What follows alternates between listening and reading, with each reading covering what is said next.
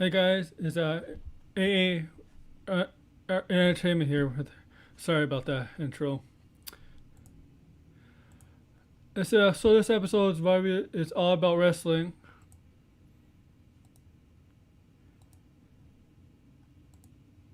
Episode 14.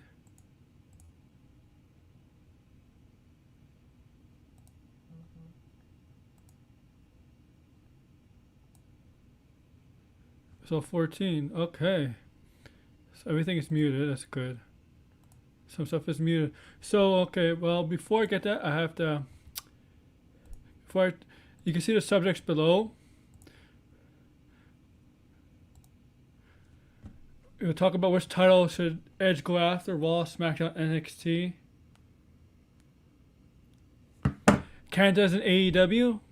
Lars, Sullivan, and Steve Cutler's release. We'll talk about Jay White returns, and we're going to do a wrestling weekly review of Raw, NXT, AEW Beach Break, and SmackDown.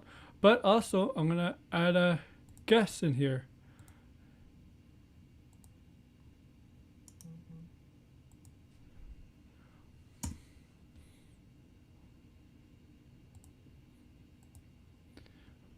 Hello, Jobber. How are you, man? So, while you wait for a guest, it's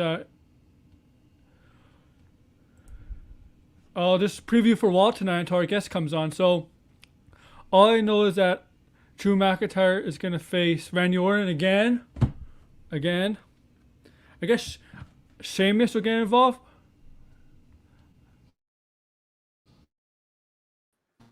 What's good?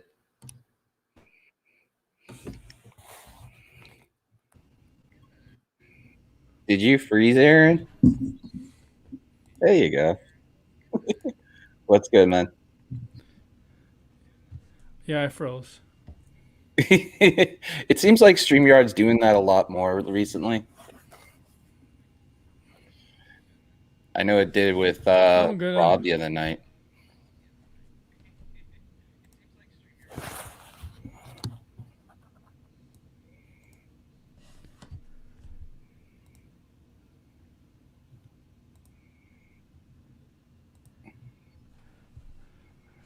So, you hear my introduction? No, I ran in here after I had to go. I came from the bathroom, so. So, okay. Sorry. So the first topic we're talking about is Edge. Oh, I can't wait. Edge, the rated R superstar. You know how many times, and you've been on my show, and we've talked about this, is that I still think that Balor is the perfect choice for him. Now, Edge making all three champions sweat. It's going to be good. It's going to be interesting to see if he's on tonight, which most likely he will be. It'll be which way WWE transplants him to go. Now, people think he's going to go straight to Roman, that they tip their hand a little bit. I don't blame them. If they do Roman and Edge and build it up that way. But I think for pure wrestling standpoint, pure one-on-one standpoint, style standpoint, long-term story, they can, even with NXT, they can bring the fact that Beth is his wife and stuff like that, Regal is one of his friends, Hunter is one of his friends. Balor could be like, you have the entire company, I have your back. I'm the prince of NXT. Nobody has my back. I'm the only person I can rely on. And you can build a story on that, saying Edge was that person at one point, but he had to wake up. I mean, there's multiple ways of doing it. It's just on paper, Balor versus Edge makes more sense than Drew, but money-wise, they're going to go with Roman. Yeah, I think they're going with Roman too. Just to base off the SmackDown, it seems more like more intense between Edge and Roman, because Roman's alpha dog of. Let's be honest, he's the alpha dog of WWE, Raw, SmackDown, NXT, and based off SmackDown, it seems that's heading in that direction. That's gonna piss off Edge more than what Drew McIntyre, because that could be a face versus face match. I bet in WrestleMania title matches there's been a lot of face versus face matches, but with Roman there, I think it'd be better for Edge and Roman to go at WrestleMania. Just based off of what I see from SmackDown, but he could challenge NXT. I don't think it's gonna be NXT, but I do think NXT title. I think Finn Balor will defend on WrestleMania because it's 2 nights, kind of like they did with the NXT Women's title last year. But I agree with you. I think it's gonna be Edge and Roman, and that's what apparently Meltzer is saying. But that could change. Yeah, but on paper it would be a lot more stronger with Balor. They really take the spear and the coup de grace out of that. They really have almost mirror image of styles. Then the 1986, I think that's called 1916 actually. Is the reverse one is almost the same way of doing an execution a bit. I mean, their styles are so similar. It's ridiculous to see how good of a match it is, and I don't think they see that. I just see that they're looking at spear versus spear. Okay, well, Edge is going to go against Roman. What any good does that do for Edge? Yeah. I don't want a title match to be based off spear versus spear. I mean, it doesn't make any logical booking sense. If you want somebody who obviously in those stories, good point. That's a good point right here. If you want somebody to have all these stories, you're putting Nakamura over with Edge with them in a scene in a vignette in the backstage. You have Cross with him as Edge is leaving, and they do, a segment there. Then you have another thing with Priest. You have him putting over 3 talents. What good would it do if Edge goes against Roman? He's basically giving the rub to Nakamura, but you're defacing that because obviously if you put Roman with Edge, it's basically Randy versus Edge. It's just a younger Randy versus Edge. That simply is that. And I sat down and thought about it overnight, and I'm like, would I want that match? I was the first one saying, give me that match. Give me that match. It's your generation match. You could bill it as, like kind of like Austin and Rock. You could bill it as Cena and Rock. You could bill it as like one generation against the other. But now I'm sitting back thinking about it and looking at it more objectively, not just as a fan. Balor makes so much perfect sense. And if they're really serious about Peacock, if they're really serious about putting all that money into Peacock and putting it backing Universal NBC, the only 2 choices that should have been thinking, because take that Fox deal out of the way, right, is the USA champion. We'll call it as is. The USA champions, both of them, the NXT champion Balor or the United States champion. Their major Wednesday night competition is AEW. So killed them last week. Yeah. So I mean, with me, realistically, what would I do if I was in Vince's shoes to beat him? I would put Edge in the main event of Mania with Balor, and then have Cross try to get into that match a certain way. Now, how would this happen? We don't know. There's 2 pay-per-views between now and then, and then there's Takeover coming up next week. They gotta start building up for this Elimination Chamber. They gotta start building up this week because it's only 2 weeks away. Yeah, and the Valentine's Day Massacre, the Massacres. Vengeance soon. Now it's been changed to NXT. Yeah, Vengeance. Well, whatever it is, it you could set this up so perfectly for NXT to thrive, to get more eyes on the casual fan, especially with this Peacock deal. You know how many people are going to be watching Peacock on Mania? For Mania, they're not going to have it on NBC. They haven't said anything. You're going to have a lot of casual fans because they'll be touting that out on USA, Fox. So you have people be like curious about it. You'll have somebody famous on there hosting. And And I think it would make more sense because those casual fans would be like, oh, who's this? Oh, who's this old guy? And they talk about his backstory, all that stuff. And they talk about Balor and NXT. When you have major people saying that the NXT brand is the best storyline, the best everything, it's kind of, and SmackDown is being solely focused on. Let's be real. Vince, to me, is solely focusing on SmackDown. He is not focusing on Raw because the Fox deal is a lot more. Yeah, well, the Fox deal is something major. Yeah. Hunter is solely focusing on NXT. Who's focusing on Raw? Raw is supposed to be your flagship. You were, as soon as Raw was started in the mid 90s, it was considered your flagship show. And during the brand war splits, that was considered your flagship show. There have been numerous documentaries stating that SmackDown and Raw, when they were going head to head against each other, they literally, when SmackDown won, it was literally the greatest thing for them. It's like, now NXT, which is your developmental, your quote unquote developmental, is your number one show.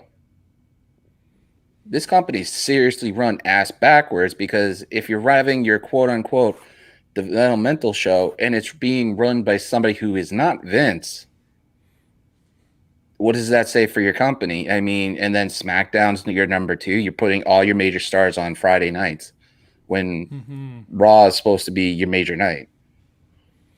Yeah, that's true. You're right, man. So, I mean, if I was smart and I was in Hunter's spot, I'd be like, I want Balor and I want Edge in the main event of WrestleMania to put more eyes on NXT. So that way the casual fan will gravitate to NXT and their numbers will go back up. It has to be like a Austin-esque shift. Hopefully they try that. Hopefully if they go that way, hopefully it works because of they tried it with Charlotte. It didn't really work out with Charlotte. But the difference with Charlotte is Charlotte's already an established talent in the company. Yeah. Edge is, let's just be very blunt about it. I'm an Edge fan. I've always loved Edge's work and everything like that. From all the way from the Brood all the way up to Rated R Superstar. I think that as much as Edge is doing great work right now, probably the best he's ever done in a long time. Between the Cena matches he did and stuff since then. Oh, that was a great time being an Edge fan. I think for me, I think this might be the best, but I think he's being more realistic about it at this point because of everything. I just think that the difference between Charlotte and Edge is that Charlotte's still working as a main roster. People know, even the serious fan or the casual fan that was back then coming back now just for Edge knows that this is Twilight. This is probably his last song.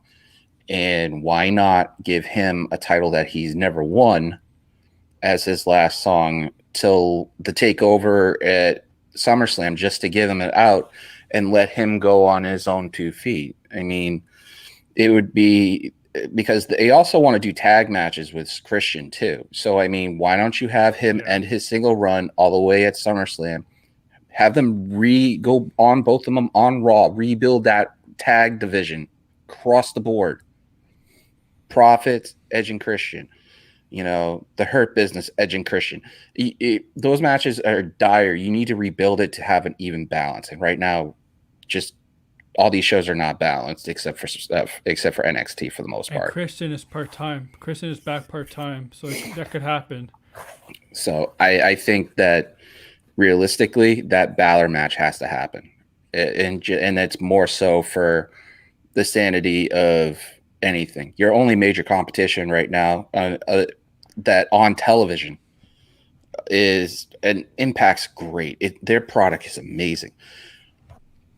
But it doesn't compare to major TV deals, whereas, TNT is in USA. I mean, in Fox, you have 2/3 of the whole viewers But the one show that you clamor for, yeah, I know. I can't wait for that too. The one show you need to survive is not doing good, and that's Raw.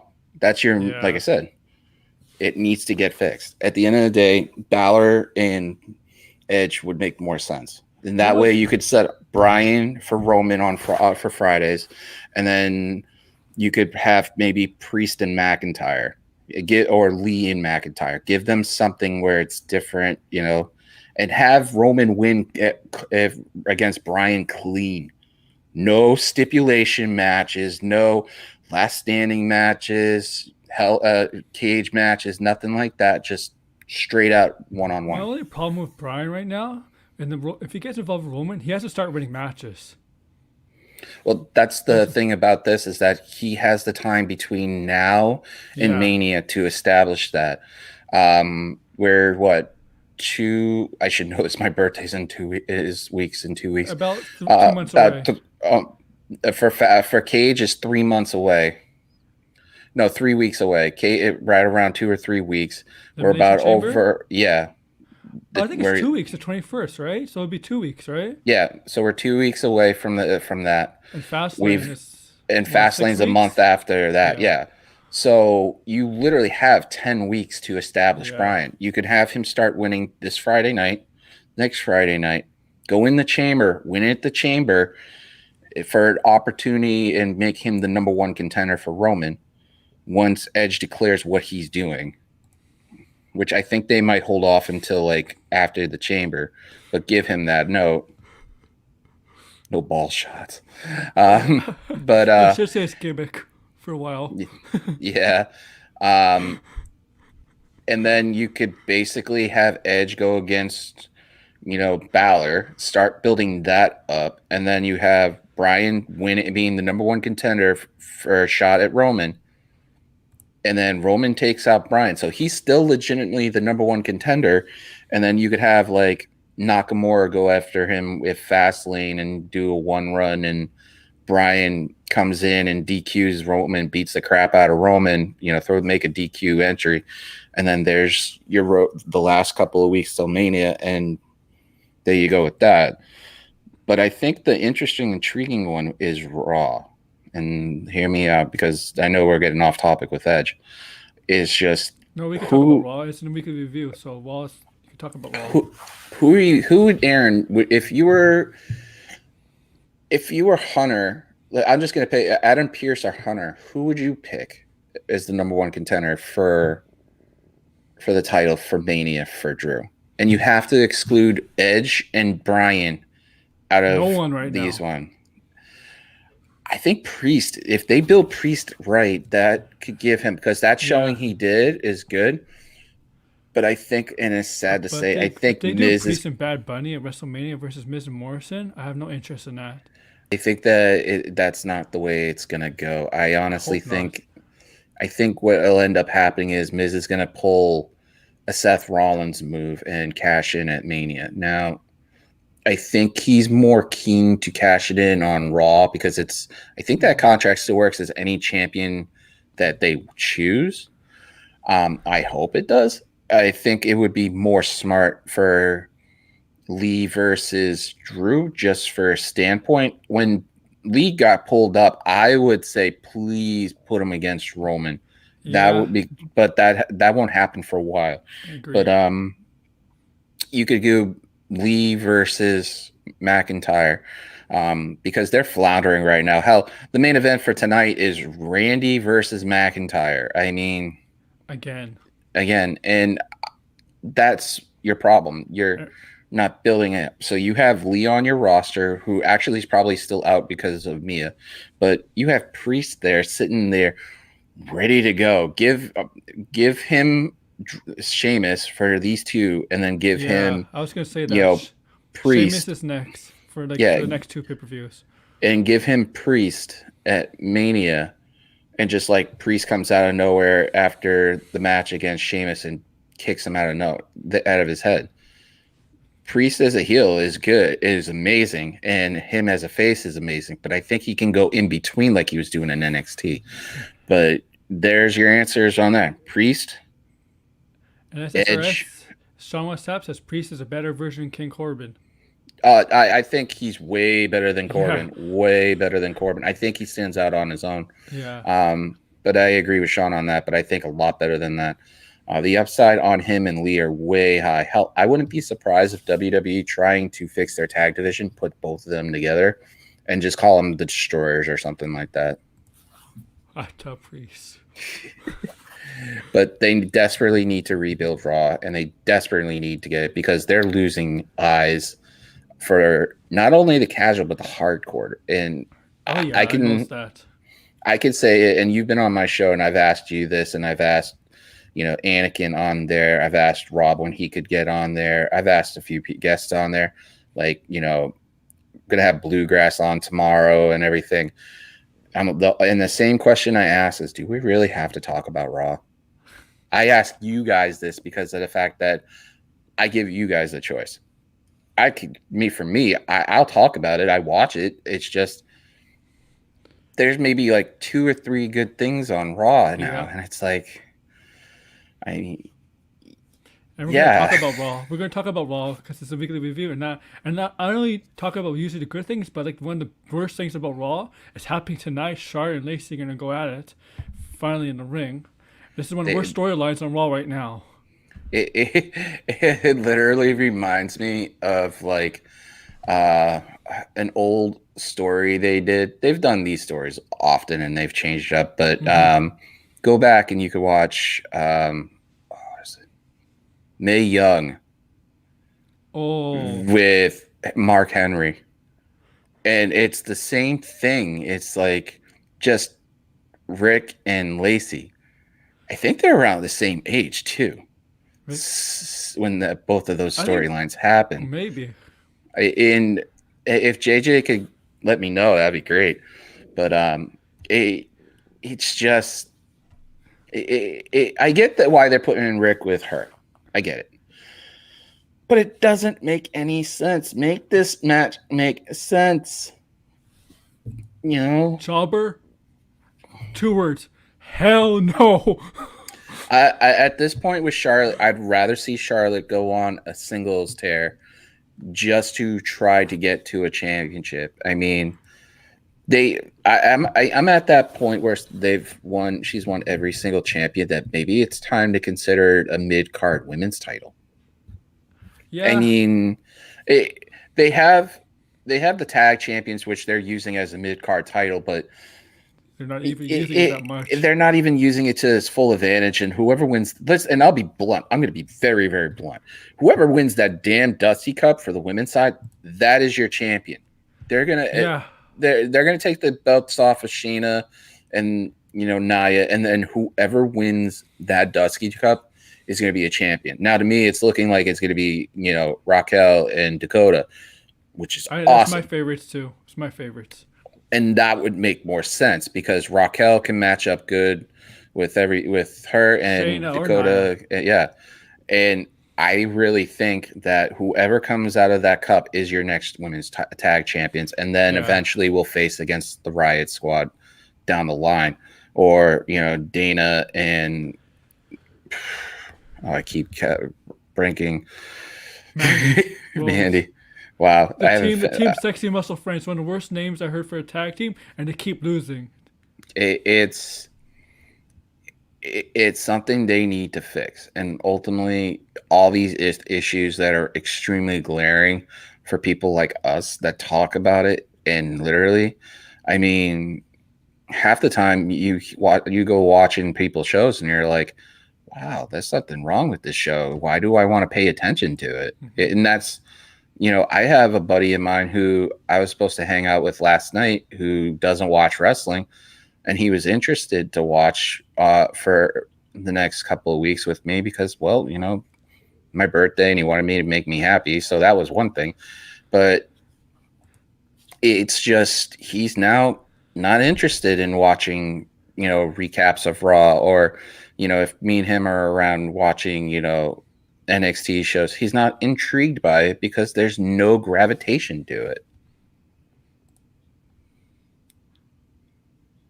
Yeah. Yeah, with the Iconics, yeah. And the thing is that now it's like they're tearing these people apart. And with the It's Iconics, they say and they had the golden goose right there. It's just they had to let them actually do their jobs. with the Iconics, people are saying Peyton Royce was the most likely the one to break out, right? Of the Iconics. No, it's more like Billy Case breaking out. I think both of them are in the same spot right now, where they're both trying to break out at the same time, but they're better off together for the Yes, time being, 100%.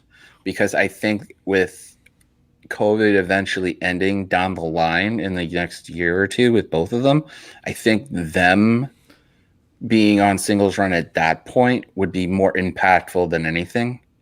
But I desperately see they need to do something. They need another title. It's like my point is like they broke up the Iconics, but they put Dana Brooke with Mandy Rose, and then they put Naomi with who was Naomi with?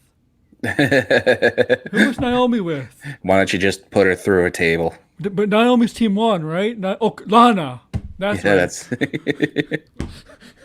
The CC they broke up an established tag team but they made two new tag teams, random tag teams. No, okay, Mandy Rose and the Inner Book are getting more established as time goes on, but they keep losing. it's like the old saying, do you want to throw paint on the wall and just watch Yeah. it dry? And that's what Raw is right now. At least Lana got revenge in the Royal Rumble. I literally irked about that. I was laughing. I think she got beat up afterwards because they came in and beat up everybody up. It's literally like those Mean Girls that when that happened, literally was just running around hitting people and stuff. It was just funny as hell. Lana and Naomi versus Shayna and Nia. Oh, if they're gonna get destroyed.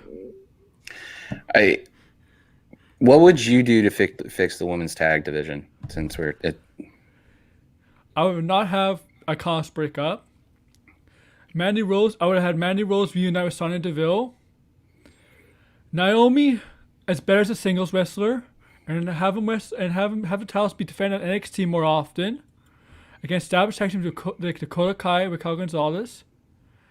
I don't know who else established women's tag teams in NXT. Oh, Indy Hartwell and Candice LeRae. I would fix it with just one move. Right. Simplest move. Actually, it's like one and a half, maybe two. Take Sonya off of her role right now, what she's doing. Yes. 1, 2, team her up with Shayna, and call them a name called a women's version of Demolition, and literally let them go, let them wreak havoc, and then build up a face team to make them stronger, and then have them meet for the titles at some point, and give Sonya and Baszler the titles. They have the same backgrounds, different styles, and it would make so much logical sense that you can make them a woman's version of Demolition. You can make them like the ones that are kind of like the Sasha and Bailey of last year.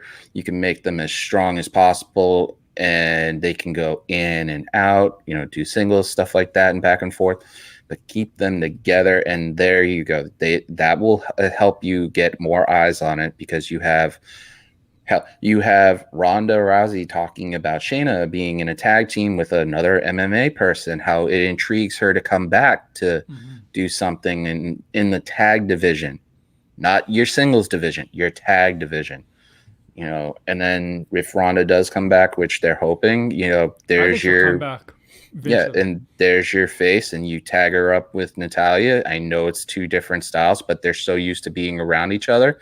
And there you go. There's your mega heel tag women's division title holder against the returning Ronda Rousey with her best friend Natalya going after these titles. Yeah. Ideally, Natalya is not the ideal person you should put with Ronda, but that's what they'll do. But it will make more sense because the match itself would be so high profile. 3 MMA women in the same ring with Natty, who's a ring general. I mean, come on, man. Yeah.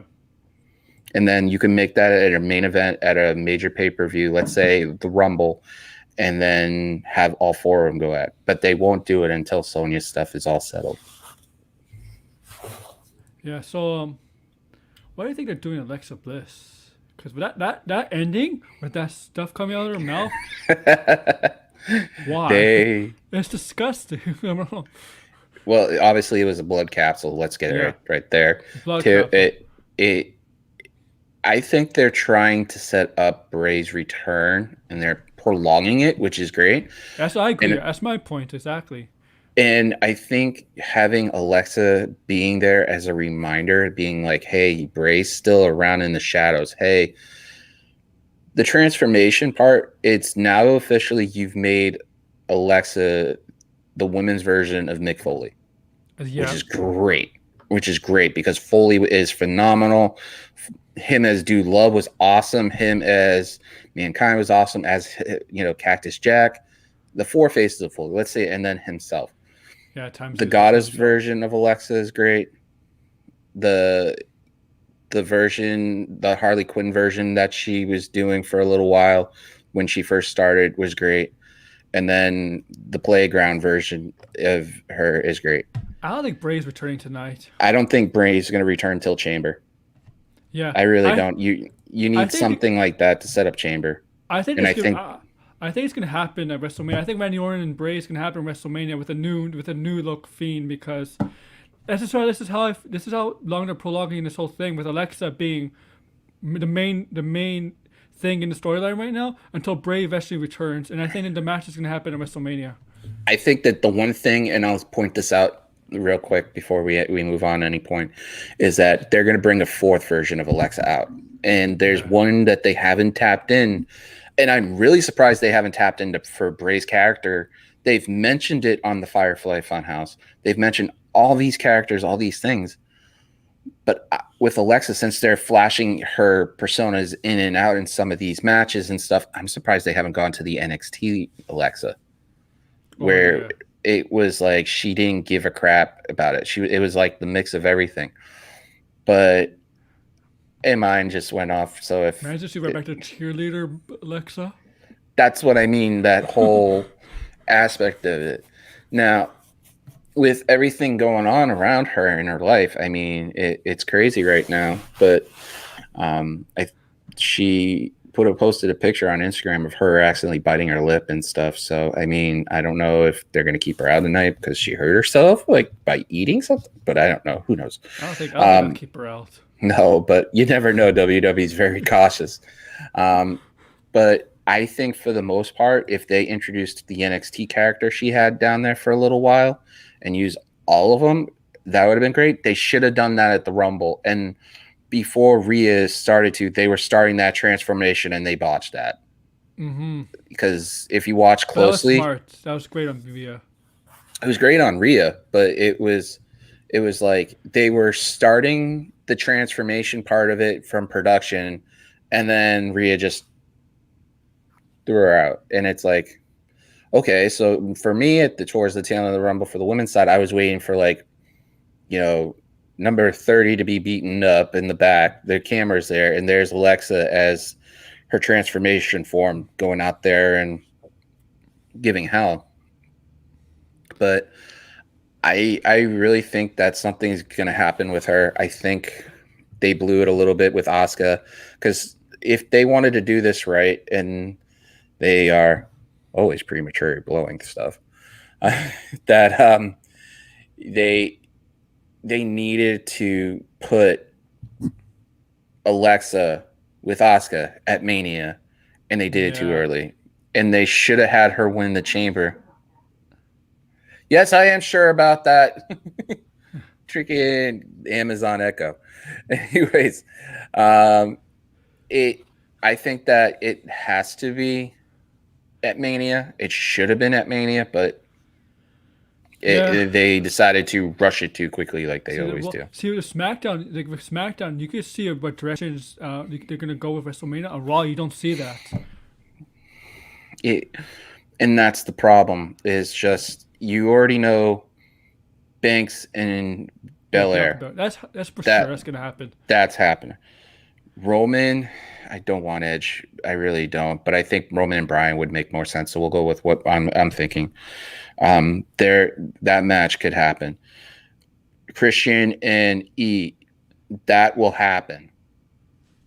And both of them want it to happen. So let it happen. And then you figure out the crapshoot for the tag titles and stuff. And then they're already going to destroy Riddle and Lashley anyways for that. That'll probably happen. Should have happened already. The title match should have happened already. They should have delayed that match further in this instance where they should have waited for another 2 months. They have to fill out 2 days of content. So I mean, you're going to be cinematic matches and stuff. Bray and Orton are going to be a cinematic match with Alexa popping in and out. Her sister Abigail with that, Bray versus Braun thing was just insane. But I think, and that was kind of foreshadowing a little bit, that I honestly think that we're going to get maybe 3 or 4 cinematic matches, some stipulation. But right afterwards, after Mania, you've got Money in the Bank right afterwards. So, I mean, they got to do something with the Money in the Bank too. Well, man, Miss has to cash it in. He only has a few months. Yeah.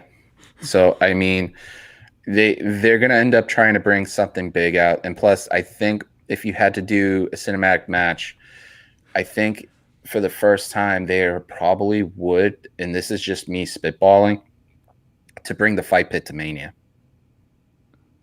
Just because of the reception it had and how good the matches and stuff. I think with 2 nights, they would have to get one of those types of matches in, but I don't think it will happen. Speaking of Fight Pit, those are, I think Thatcher and Ciampa are my pick to win the male for the men's Dusty Classic. They already tipped their hand on that. Yeah. I think, who are they facing? No, they're facing the semifinal winners, right? Who's the semifinals? Is it James, the Grizzly Young Veterans, or some other team? Yeah, I believe so. MSK, right? The Bascos. Yeah, it's either one of those. Do you have an NXT match for Mania? Yeah. If it's Finn Balor, isn't it? Balor and Edge would be that match, but if you need a specialty match, I wouldn't be surprised if you put Cross in there. Hell, why don't you do the unprecedented thing? Put a women's match in there and put a grudge match in there. Have Io bring up her title and have Io go against Raquel in that chamber, in that fight pit. That's my team to win the women's. I think this women's will go to NXT now. Shotzi Blackheart and Ember Moon are scheduled to face Indy Hartwell and Candice LeRae. So, and you know how Shotzi and Candice have been going at it for a few months now, right? War Games and the tank being destroyed. I think Shotzi Blackheart and Ember Moon, well, Shotzi Blackheart more specifically, is going to get revenge, but Shotzi Blackheart and Ember Moon are going to lose to Raquel and Dakota at NXT TakeOver. I really think that's a possibility. I'm going to throw a name out there, even though we've already mentioned it, but not in a match quality. I wouldn't be surprised if with Edge getting that, Beth wants to do something for NXT and have both of them go at it. Be like, how Gargano and Candice say they're the power couple. Why not try to put Beth in there if Beth's itching for it a little bit? Yeah. And, that will put more highlight on that. And, there's so many good matches you can do in NXT with Edge and Beth, and it's a ridiculous amount, and it's going to make NXT a lot stronger long term. But I really want the Fight Pit at Mania. That could be one match you could have there, and then I don't know. Let's throw an idea out there, and maybe the Triple Cage comes back just for as a cinematic match. They're climbing up the cage and not realizing there are 3 cages. So what do you think of Karrion Kross and Santos Escobar? Because now when I look at this, I'm like, I don't think they have anything planned for Karrion Kross if they're getting him involved with Santos Escobar, because Karrion Kross is above the level of Santos Escobar, because Santos Escobar is the Cruiserweight champion. Kross was the NXT champion back in August. This is I don't know what they're doing with Karrion Kross. It looks like It looks like they have no plans for him, but I could be wrong. No, I think this is a plan. I think with Escobar saying he wants to be the number one contender for the NXT title. I think this is a way for NXT to get to them to that point to have that number one I agree. I do championship. think it's better than the cruiserweight. I think Escobar is above the level of a cruiserweight champion. I think that with Escobar saying he wants to be the number one contender, but I think Yeah, possibly WrestleMania. Maybe.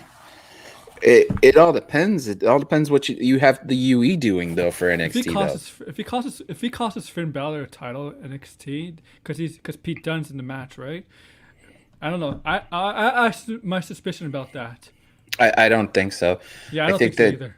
I think they want to keep Balor as the champion and give Dunn multiple shots, but I think that it's going to be set up for a match with Escobar and Cross, where one of them is going to be kind of like the Money in the Bank idea, where they have a shot at the champion at some point down the line. But they want that Finn. That's why I was saying this much, and this would make sense. You get, Cross in a triple threat with Edge and Finn, or, hell, night one, if Edge does take Roman and stuff like that, why don't you have Cross and Finn on night one as your main event? Because the WWE Championship doesn't seem to have more clout as much as it should, and more eyes than it does. I mean, yeah, AEW is murdering them in the ratings, but WWE doesn't care about the ratings. They care about the social media and stuff like that. So I want to get your sticking with NXT. Then we'll go to AEW Spring Break, which is a great show. Just get to the title match. This match I'm looking forward to: Hiro Shirai, Tony Storm, and Mercedes Martinez triple threat match. This match, I think, could steal the show. I think it could be the match of the night if it's done right. It almost is Rhea, Charlotte, and Io size type of match. The thing is that Io has been winning a lot of matches clean, but I think I'd rather have her against somebody one-on-one than these stipulation matches, because it makes more sense. Now, this is why I brought Beth up. All these matches against Charlotte, Rhea, all stuff, nobody has to deny that she's already established her reign. But legendary reigns are built off of legendary matches. And I think if she's had a couple of them, but not ones where you could be like, oh my God, I remember the full detail of this. The triple threat match In Your House, you remember the entire thing. The other matches, it's kind of hard to think about in detail. Candice LeRae. Yeah, but a lot of the matches other than those. But I think if you throw Beth in the mix, I think it literally makes Io's like high end saying I beat a woman's legend. Nobody has done that and stuff other than Charlotte, which is Great point right here. She is the smartest woman we're getting out retribution as a title program. She's that's a great point. And let's go to AEW Spring Break. So Kenta at the end of the show is an AEW attacks Moxley. What did you think? I've seen. I know Moxley's work well enough, and everybody does as best it is. I've seen some of Kenta's stuff on YouTube here and there. So a lot of this AEW stuff I catch and go as I can. But I mean, from what I'm getting from what I've been seeing and people talking and stuff like that, and as much as I've heard, and I watched Wrestle Kingdom too. I literally was up at 3:00, like not watching it, but watching the watch along and hearing the reactions and stuff. I was asleep. No, I sometimes I'll wake up at 3 and I'll be up for an hour or so, but I popped in and stuff. And Kenta, from what I get, is basically, if I had to compare him, is like AJ Styles, a younger version, or somebody that's like that high profile kind of thing that can work really well. And him against, Mox, is going to be a barn burner. It's going to be one of those matches people are going to talk about for years. But I think this is leading up to something bigger in AEW. Because AEW Dynamite, there's going to be Kenny Omega. I believe it's Jobber, correct me if I'm wrong, but I believe Kenny Omega and Kenta are going to team up against Lance Archer and Moxley. I think that this could be one of those things where Omega being a title hunter, basically. Yeah. Let me say this very, very, very seriously: is that Omega is piggybacking, and this is in the documentary of McIntyre, because you don't see many people holding multiple championships at the same time or wanting to. Is what Drew did. Drew held a ton of matches, titles on the indie circuit and stuff, a ton, and a lot of them were televised. And I think, if I remember, if JJ could correct me, I think he held the Impact Championship while he was holding multiple champions too. And it's going to be interesting to see what they do. I know I'll get flack for what I just said, but I know a lot from a few people we know might be like, why did he say that? And I'll be like, what Drew did in the time he was a free agent as not Drew McIntyre, as Drew Galloway, is completely different. So I think if they play Omega as that type of character that wants to win at no matter the cost and willing to do it, it would make more sense. Well, so the thing with the Kenta team up with Omega, right? You know, Omega has the elite with the Good Brothers, and with the Young Bucks. The thing is, in New Japan, Tonga, you were the Bullet Club in New Japan, right? Tonga. And Jay White just recently returned. Jay White was out for a month. He just recently returned. Yeah, the whole speculation about the Rumble and stuff. Yeah. Yeah. So he recently returned to Japan. He was cutting a promo backstage. You know, New Japan. Every time a show ends, you have the wrestlers cut a backstage promo. He was basically saying like the Bullet Club in New Japan do not like the Elite. So I'm kind of shocked Kenta will be teamed up with Omega. Because Kenta is part of the Bullet Club and Omega is part of the Elite, the former members of the Bullet Club, and they do not like each other right now. But the thing about it is the enemy of my enemy is my friend. Exactly, yeah. But I wonder if Kenta's gonna turn on Omega at some point too, because of the alliance to Bullet Club. I think Kent is going to, if the way things are going, and I think you're gonna have a setup for. Is Double or Nothing the next pay-per-view, the next major one of theirs? Yes, in May, yes. So what I can see is that you go through being the Elite versus the Bullet Club, and literally, go at each other and stuff. It will be one of those matches where people will be talking for years. It will be kind of, and I know you're shaking your head, but it'll be the kind of lines of the dream match that we got, but not soon enough. Actually, which is the I think if the pandemic, it might have happened already.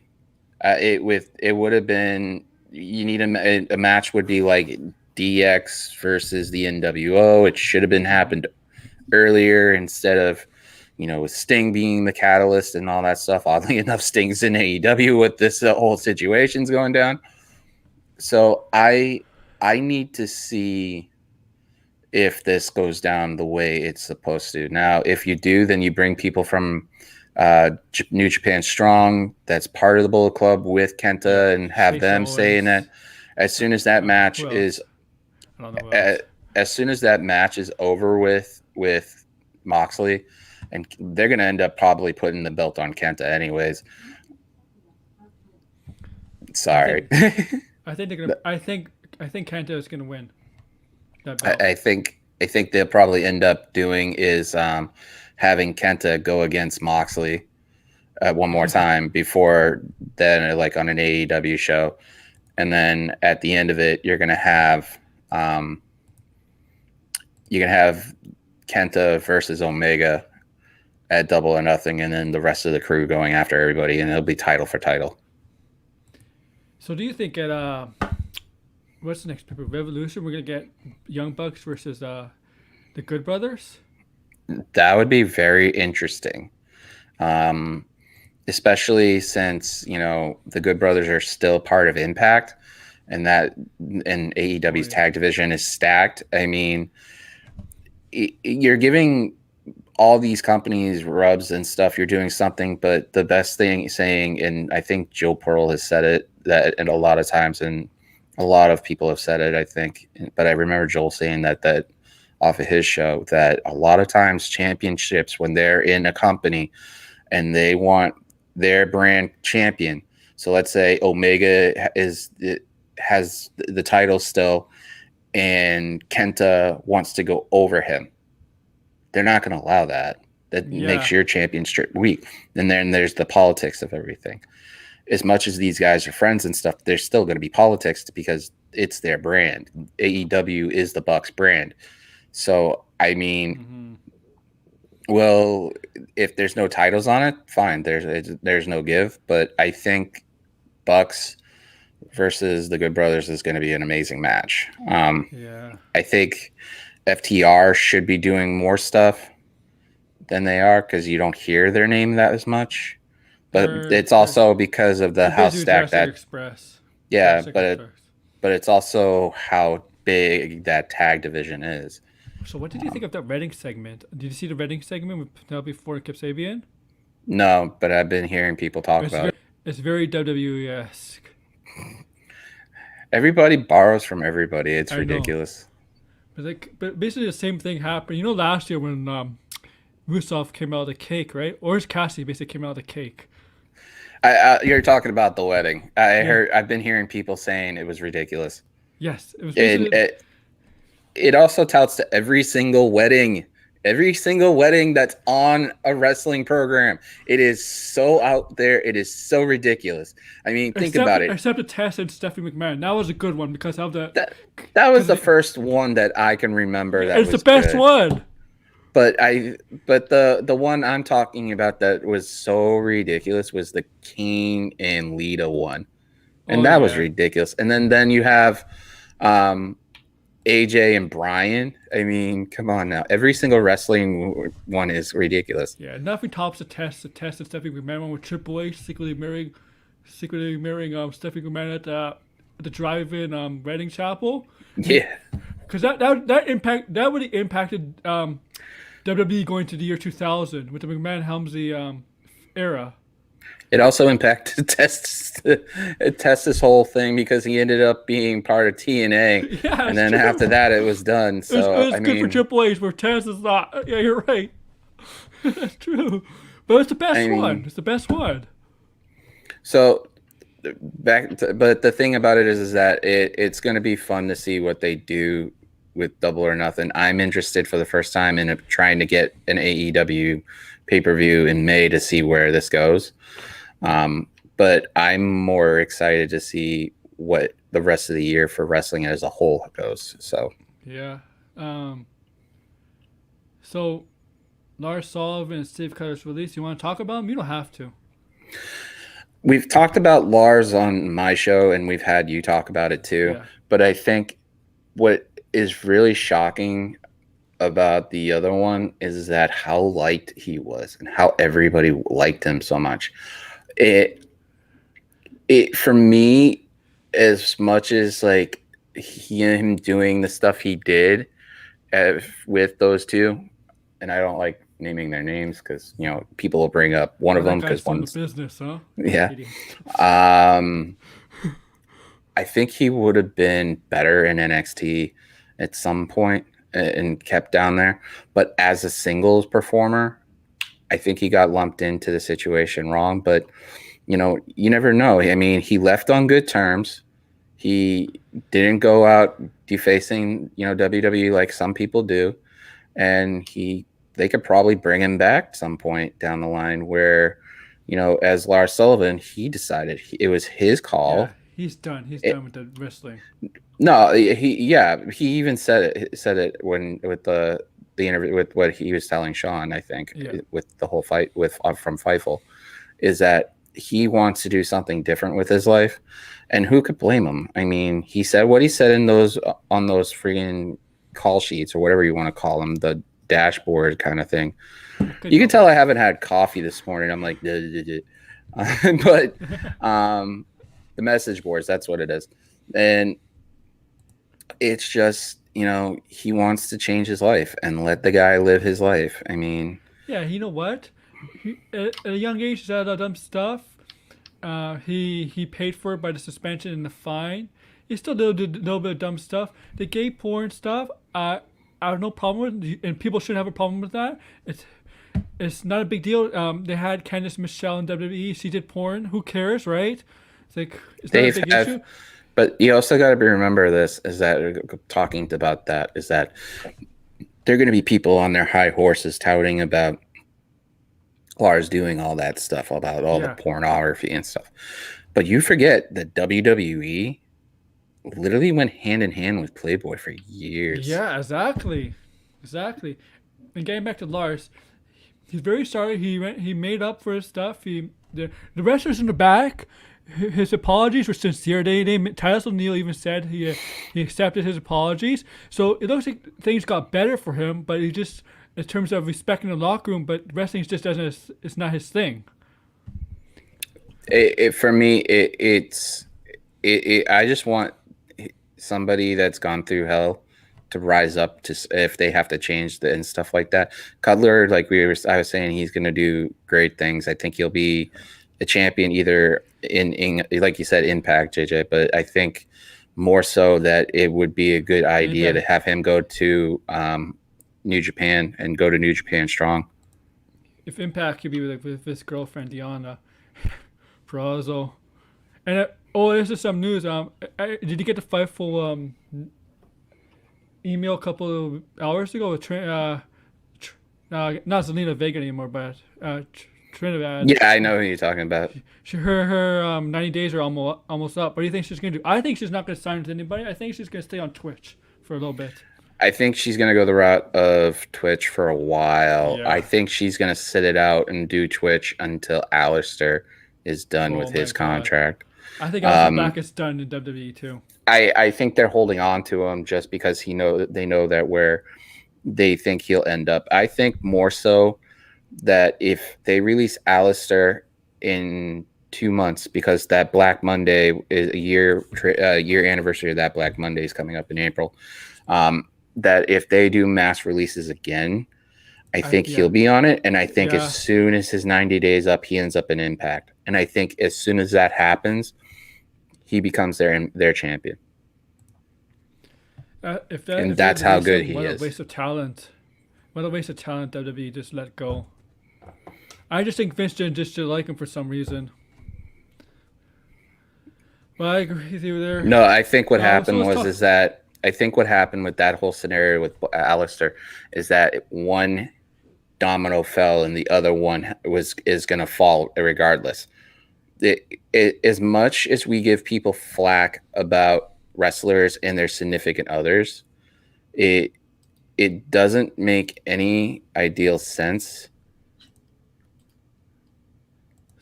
Sorry, continue talking, because it doesn't make any ideal of sense to do anything proper with this, because it stinks that, how am I gonna say it? It stinks that what happened with Zelina and way everything went down with the Twitch and everything out with everybody.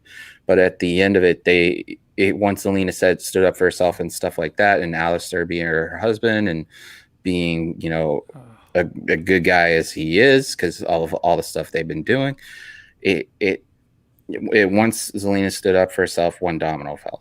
And it's, I think, honestly, if they had to do something right, how we were just talking about a challenger for the title, I think on Raw, you could have McIntyre versus Black for Mania if they did it right. But obviously they're kind of, whether they're doing something or whatnot, I don't know, but it just comes across to a regular fan that, he's being punished for something.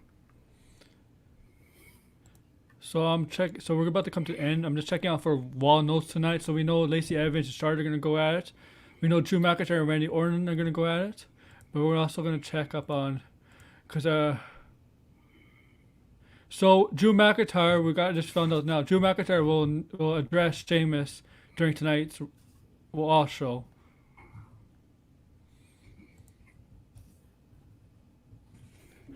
Okay, I think they're going to have a match. Elimination Chamber. I think that they're going to drag this out to Chamber. or even past that. They'll go towards Oh, fast lane. based you. I know when I last talked to you, you didn't watch fully Talking Smack, but you saw the full episode Talking Smack, especially at the end with Pierce, the tense conversation Pierce had with Heyman. Yeah, Heyman's just basically forcing him to make his hand. Yeah. Yeah. So, because Pierce, I think Pierce will make the matches tonight, and hopefully, I don't know. I'm hoping I'm not gonna have high hopes. Hoping Raw will do better, but I'm not counting on it. But who knows? So, I'd like to thank you for joining my show. Tell you where they can find you, man. Every Tuesday night, 8 o'clock. You never know. You might see this guy. That whatever way. This way. Or this way for you. I don't know. This guy over here, he pops in from time to time. You're more welcome to, like usual, my friend. Tuesday night, 8 o'clock, Wicked Crazy Pinfalls, YouTube.com/throwback27. Subscribe, comment, hit up that algorithm. Better yet, if you love Aaron's content, every show that he's on, give it a thumbs up because he does a great job. I'm hoping that next week, if I can get Aaron to do the podcast, we do a podcast every week on Saturdays at noon. We record it and publish it. It's talk about the week of wrestling and stuff. JJ was on it. It was great. We didn't do one last week just to give it a little break. Other than that, the new channel is coming up very soon. Did a soft launch. Also check out the Twitch, doing a little more Twitch stuff here and there because last night with the game on, it was kind of like, okay, so that's just twitch.tv/throwback978. But other than that, got some stuff in the works. It's going to be fun. But other than that, like I said, Aaron, thank you for coming. Let me come on, dude. You're always welcome on mine. Go check out what every show Aaron does. It's always great. And it keeps me upbeat during the workday too. No problem. Anytime. If you want to come on Thursday, Saturday, or even random streams I'm on, you're always allowed. You're always allowed on because I might do some random streams at times. Hell, you could do a run-in tomorrow if you want with Blue on it because literally you and Blue laugh at each other half the time. Yes. On that show we did with because we were joking around how he looks like Eric from the Viking Raiders. Yes. So thank you once again. You can find me on my YouTube channel, Aaron Entertainment. In my Twitter, Aaron J's fan. I'll just put the banner where you can find me right here. Oh, looky who's following. I gotta edit it. Make it better. So comment, subscribe down below. Thumbs up. And once this video ends, comment on stuff on my show or wherever. Even put down predictions for NXT Takeover. I'll be making a Takeover show video, not a live stream, on Sunday because I always like to do the predictions on the day of the pay-per-view because things could change. It's happened before. And so, yeah, checking my show on Thursdays and Saturdays. So the question I have is, are you doing anything for Chamber? Oh, sitting watching it at home. Okay. No, pretty much nothing. So on the Chamber, we're going to be doing a watch along on the Wicked Crazy Pinfalls. We're going to talk to Rob. Maybe we'll have a dual stream. And what I mean is that we might actually, if I could talk to him, might have people come on and do a watch along and might have both channels running at the same time. Kind of do what, JJ's former number one fan of used to do. But love you, JJ. Don't kill me. But anyways, just do what the man says. Follow, subscribe, check everything, and tap that bell for notifications. Turn it to all. Don't do to personal. Change it to all. And try to enjoy Raw if you can. Thank you, and have a good night, or good day, or afternoon, wherever you are in this world.